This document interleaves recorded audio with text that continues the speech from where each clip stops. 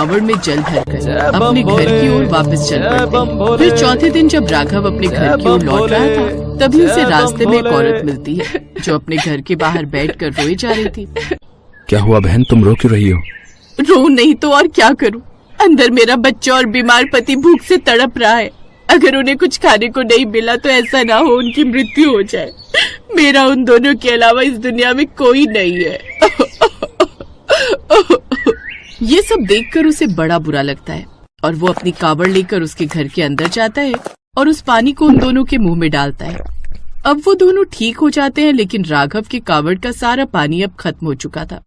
आपका बहुत बहुत धन्यवाद भाई साहब, आपने हमारी जान बचाई। भाई साहब, हम गरीबों के पास आपको देने के लिए कुछ नहीं सिवाय इस आंगन में लगे इन 2 कद्दुओं के, आप इन्हें रख लीजिए। नहीं, इन सब की जरूरत नहीं है।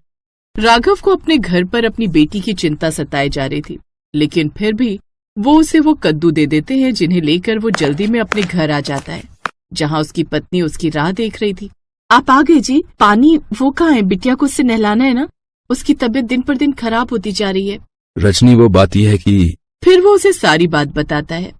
क्या आपने सारे पानी से उन जरूरतमंदों को नहला दिया? लेकिन अब अपनी नेहा का क्या होगा? अगर नेहा को कुछ हो गया ना जी, तो मैं भी नहीं बचूंगी, मैं भी खुद को कुछ कर लूंगी। ऐसा मत बोल रजनी, फिर तो मैं भी तुम दोनों के बिना जिंदा नहीं रह पाऊंगा। अब हम अपनी नेहा को कैसे बचाएंगे? बिना पैसे के तो डॉक्टर ने भी इसका ऑपरेशन करने से इनकार कर दिया है। तभी रंजन अपने पैसे मांगने उनके यहाँ आ जाता है। अब मेरे सारे पैसे वापस कर, नहीं तो निकल यहाँ से, चल। अब से तुम्हारी इस झोपड़ी की जमीन मेरी, चल। अब वो उन्हें वहाँ से निकाल देता है।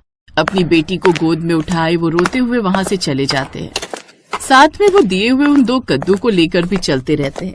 लेकिन कुछ देर बाद चलते चलते रजनी को काफी थकान होने लगती है और वो कद्दू उसके सर से गिर जाता है और गिरते ही उसमें से ढेर सारे सोने के सिक्के निकलते हैं, जिन्हें देख वो हैरान रह जाते हैं। ये कैसा जादू है जी? ये तो कमाल हो गया। ये सब भोलेनाथ की कृपा है। दूसरा कद्दू भी तोड़कर देखो।